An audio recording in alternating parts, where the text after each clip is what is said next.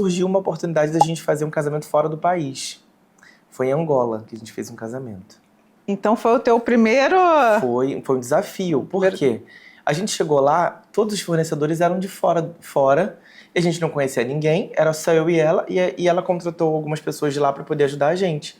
Então ficou muita coisa para eu resolver na parte de produção. Não era só mais eu chegar lá, fazer o evento, pegar o cronograma e ir embora. Não, eu tive que lidar com isso ativamente. Foi uma experiência ótima. Quando a gente voltou, eu pensei, gente, eu gostei muito disso, né, desse corre, desse perrengue. Esse corre aí é pra mim, mas pensando bem... E eu sei fazer isso, eu sei fazer. Ali você entendeu que você dava conta. Dava conta, exatamente. Se eu dei conta disso aqui, eu dou conta de outras coisas complexas ou não no Brasil, no Rio. E foi minha primeira viagem internacional, foi a primeira vez que eu andei de avião. Foi tipo, essa profissional e até outros profissionais também no mercado me proporcionaram muitas coisas assim, que era totalmente fora da minha realidade. Uma coisa que eu acho assim, interessante, porque quando a gente está aberto a conhecer outras coisas, outras propostas, sejam profissionais ou não, novas portas vão se abrindo. Com certeza. E a gente não entende muito bem como que isso acontece, mas depois quando olha para trás, fala, cara, eu me permiti conhecer alguma outra coisa que não fosse aquilo que eu achei que seria pro resto da minha vida. Eu acho que o empreendedorismo, ele começa a despertar aí, quando a pessoa entende que ela não precisa ser a vida inteira aquilo que ela foi a primeira vez. E aí, quando você entendeu que você dava conta, você de cara, você já assumiu o seu primeiro compromisso ou você ainda teve um pouco de receio, ainda foi pegando algumas outras experiências junto com essa equipe? Então, eu peguei muitas experiências com essa equipe. A equipe em si era muito unida. Então, o que eu pensei? Eu já tenho uma equipe comigo, já tenho as minhas amigas assistentes também de cerimonial, elas vão me ajudar. E eu comecei a tentar pegar casamentos menores para poder fazer. E aí começa, né, os perrengues, começa a gente... O começo é sempre difícil. É muito difícil. É muito difícil, para tudo. Porque você precisa fazer seu nome. Sim, exatamente. Às vezes o começo para algumas pessoas não é tão difícil assim, porque as pessoas têm mais acesso, têm recursos. Mas pra gente que não tem recursos, eu que não tinha muitos recursos, eu tinha que jogar com as minhas armas. Isso. O que eu tinha? Eu tinha o meu conhecimento. Network. Né? O network que eu fazia muito bem. E a educação que meus pais me deram. Era isso que eu tinha. E eu usei isso ao meu favor. Perfeito. Eu não sabia como começar, o que eu faria, sabe? Como eu faria para poder captar esses clientes? Como eu iria começar? Como eu tinha muitas pessoas do meio de eventos que eu conhecia, que eram grandes, o que eu fiz? Eu fui pedir ajuda a essas pessoas. Isso. Né? E é isso. A gente não consegue chegar em lugar nenhum sem ajuda e sem humildade. Você precisa ser humilde. Ninguém vai começar grande. Ninguém vai começar lá de cima. A humildade sempre e a honestidade. Porque quem é honesto reconhece quem é também. E quem não é, as pessoas reconhecem. Reconhecem. Eu sempre falo que educação abre portas. Às vezes você pode ser uma pessoa que você não tem muita explicação de determinado assunto, mas quando você tem educação, aquele bom comportamento, a honestidade, porque a confiança, você pode ser um cara muito legal, mas se as pessoas não confiarem em você, não te verem como uma pessoa honesta que seja capaz dela entregar o dinheiro dela para que você realize o sonho dela, acabou. E acabou não é só ali não, acabou em qualquer lugar. Qualquer lugar. Exatamente. E isso eu já entendia que era uma responsabilidade muito grande, né? E eu precisava inspirar essa confiança, né, nas pessoas, né? Mas eu não sabia como, eu não sabia por onde começar. Eu tenho 35 anos hoje. Esse movimento que eu fiz, eu tinha 23 anos, sabe? E aí o que eu fiz? Eu comecei a ligar mesmo para as pessoas e falar, olha, eu tô tentando ser um cerimonialista, eu tenho uma experiência na área, eu posso conversar com você? Eu quero saber algumas dicas. E muita gente do mercado de eventos que hoje em dia, até hoje, trabalham comigo, muitas pessoas me estenderam a mão. Foi uma conversa, era uma conversa, às vezes por telefone, às vezes pessoalmente. E eu tenho essas pessoas até hoje comigo como fornecedores. E assim, Que bacana. é maravilhoso. E pra mim era muito distante também. Nossa, mas eu nunca vou fazer um casamento com essa pessoa. Nunca vou estar com com esse fornecedor num casamento meu. Hoje em dia, os meus casamentos quase todos têm eles, sabe? E às vezes assim, às vezes eu paro dentro da minha casa e falo, gente, as coisas acontecem assim de uma maneira É inexplicável. é inexplicável. É inexplicável. Eu não sei se eu posso falar o nome dessas empresas aqui. Pode, Posso, fica à né? vontade. Olha, orquestra, Delfim Moreira, da orquestra. Delfim me ajudou muito. Silvia, da Wines and Roses, que é de bebidas, ela foi extremamente generosa comigo. Não vou poder agradecer, assim, ter como agradecer ela. Toda vez que falar, tem que lembrar dessas Exatamente. Nossa, Thiago Calil, que é um amigo meu, hoje em dia é um decorador que a gente trabalha junto.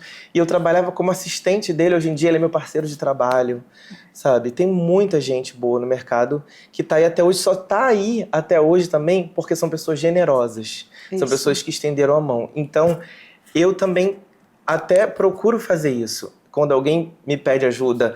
Isso. E é isso, gente. É você troca, estender a mão. né? É troca, exatamente. Agora, uma coisa, gente, que não sei se a gente está aqui, vocês sabem que quando eu começo a entrevista, eu já quero que a gente não fica no raso, a gente já vai entrando já no assunto. Mas, como o Everton, ele é um cerimonialista, que ele atende um público do Rio de Janeiro, eu não sei se vocês sabem, mas a gente vai ouvir do próprio cerimonialista o que faz um cerimonialista, qual a função dele. Porque a gente está conversando e eu quero que vocês entendam e percebam quem é a pessoa que está aqui comigo. Mas para que esse assunto ele seja um pouco mais desmiuçado, qual é a função de um cerimonialista? Por que uma pessoa procura um cerimonialista para estar fazendo o evento dela? Então, isso, hoje em dia, nessa sua pergunta, antes a gente tinha que explicar um pouco mais o que o cerimonial faz. Isso. Hoje em dia, a profissão ela tá um pouco mais conhecida. Isso. Né? Porque hoje em dia os casamentos, eles começaram a ficar maiores e grandes produções, então hoje em dia não se faz nenhum casamento sem um cerimonial. Né? Por mais até simples ou mais glamouroso, enfim. Mas o que um cerimonialista faz basicamente? Tá?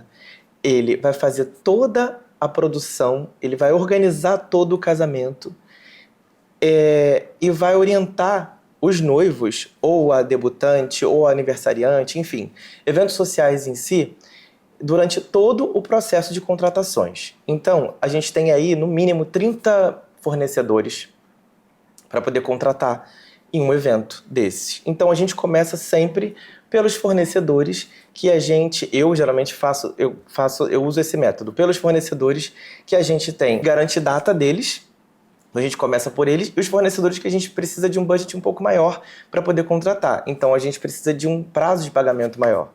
Então, local, buffet, decoração, foto, filmagem, todos esses fornecedores, eu cuido ativamente para que o meu cliente não tenha nenhum tipo de trabalho, vamos dizer assim, para buscar esse fornecedor. Você tira a responsabilidade do cliente. Exatamente. O que eu faço? Você, por exemplo, vou organizar o seu casamento. A gente vai fazer uma reunião, eu vou entender quanto que você quer gastar, o seu estilo, o que você quer como prioridade, o que você pensa para o casamento, as horas de eventos que você quer ter, se você quer de dia, de noite. E em cima disso, eu vou buscar esses fornecedores para você. Everton, agora eu fiquei curiosa. Tem alguma exigência que foi muito fora do seu trabalho? Sei lá, outro dia eu vi aquele casamento que aconteceu lá na Índia, que trouxeram Justin Bieber. Eu falei, meu senhor, quem me dera. Mas assim, teve alguma coisa, alguma exigência muito fora? Olha, exigência de noivos, geralmente eu nunca tive alguma coisa tão fora assim do habitual. Sim. Mas eu já tive não foi nem bem uma exigência, a gente teve que remanejar uma cerimônia que ia ser em algum lugar e foi para outro. E foi assim, um lugar que quase deu algum problema, mas não deu, e assim, foi um perrengue, mas foi engraçado, hoje em dia a gente ri disso. Mas era uma noiva que ia casar no Cristo Redentor. E aí lá no Cristo, né, para você casar numa igreja católica, né, depende de cada igreja as regras que você precisa seguir. E lá, os noivos eles precisam ser batizados. Um dos noivos precisa ser batizados. E a noiva não conseguiu esse registro de batismo, porque nem ele nem ela eram batizados, ele morava fora, enfim, e aí desistiram de casar no Cristo. Só que ela queria casar no nascer do sol com uma vista. O Alok que começou isso, né? Foi o Alok que começou. Que bom que ele começou, porque hoje em dia eu faço muito lá. Mas ele começou esse hype. E assim, fica lindo, fica incrível. Fica lindo, né? Com certeza. E aí, inclusive, tem um agora em setembro. Uma coisa que a gente fica já desde agora, já vendo a previsão para não chover, porque não pode chover, né? Porque no Cristo ele não tem plano B. Se chove, o que faz? Não faz. Não faz, não tem nem aonde se escorar. Não tem como. E aí... Complicou a vida do cerimonialista. E aí, ela falou assim pra mim, Everton, eu não vou citar o nome do ponto turístico, tá? Pra não... Mas ela falou assim, Everton, o que você acha de a gente fazer em tal lugar? Aí eu falei, olha, tal lugar é um ponto turístico público, né? Se a gente fizer algum casamento lá, a gente precisa de autorização, né? Dos órgãos e tal. Ela, eu vou conseguir essa autorização. Conseguimos fazer lá. Conseguiu. Babado. Foi incrível, só que esse lugar, ele é um lugar usado por alguns guias para poder fazer um pôr do sol. Tipo, eles levam as pessoas para lá, então eles cobram por isso. A gente conseguiu essa autorização, tal, tinha um guarda florestal, aquela coisa toda. Só que esses guias, eles não foram avisados que ia ter um casamento no dia. Quando chegou lá... Era micareta. Tava tudo fechado. Não, hoje tava tudo fechado. Um monte de gente querendo entrar num ponto turístico e não podia, porque tava tudo fechado para acontecer o casamento que eu ia fazer. Silvana, você não tem ideia. Quando a gente saiu do lugar... O casamento foi incrível, aconteceu, foi maravilhoso e tal. Mas quando a gente saiu do lugar, mas era tanta gente. As pessoas vestidas para fazer foto, turista... Ninguém entrou no lugar. Nossa. Você imagina a cara das pessoas. A gente saiu, energia. Tipo, a nuvem negra que estava parando. E assim, não foi avisado, né? Até porque não tinha, até porque esses guias, eles têm esse hábito de fazer. Mas, gente, o que eu recebi de mensagem de guia turístico... Te xingando. Você não tem ideia. Mas, enfim, depois ficou tudo bem e tal. Mas é uma experiência, assim, né, Everton? Porque, assim, eu imagino... O sonho da noiva, gente, é esse. A pessoa quer sonhar com aquele momento especial e se bobear, se tiver jeito de ir pra lua, ela quer fazer um casamento na lua. Exatamente. Então, isso é legal para quem trabalha na área saber contornar ou lidar com essa situação. Exatamente. E aí, hoje em dia, é um lugar que eu não faço mais. Porque eu não quero mais esse perrengue, esse problema pra mim, não. Essa energia pesada. Ficou lindo, o casamento foi incrível, a noiva maravilhosa, minha amiga até hoje, mas olha, inclusive ela casou 3 vezes com o mesmo noivo. Eu fiz os 3 casamentos. Que maravilha. Mas olha, foi um perrenguezinho. Teve algum evento ou alguma pessoa que você gostaria de fazer e você conseguiu ou que você ainda não conseguiu? Tem alguém assim que você falava assim, nossa... Se aquela pessoa fizer um evento, eu gostaria de ser... O cerimonialista? O cerimonialista. Olha, não tem uma pessoa em si. Mas tem algum evento? Mas tem, sim, alguns lugares que eu já realizei, que eu queria muito ter feito, e que foi até minha virada de chave de carreira, que foi o Cristo Redentor, né, o primeiro que eu fiz, e o Copacabana Palace. Que depois que eu fiz esses 2 lugares... Virou a chave. Virou a chave da minha carreira. E assim, a gente acaba ganhando um pouco mais de respeito, não só dos clientes, mas a gente consegue ganhar um respeito do mercado em si. Porque são lugares complexos de fazer um evento, são lugares com muita responsabilidade. Então a gente precisa sempre... Só consegue dar certo nesses lugares quem tem muita habilidade, tá com uma equipe muito boa, muito alinhada, para dar tudo certo. Então depois que eu fiz esses eventos, deu tudo certo, porque ainda tem isso, não é só você fazer, tem que dar certo. Tem que dar certo. Eu comecei a ganhar um respeito maior pelas pessoas. E assim, eu me emocionava.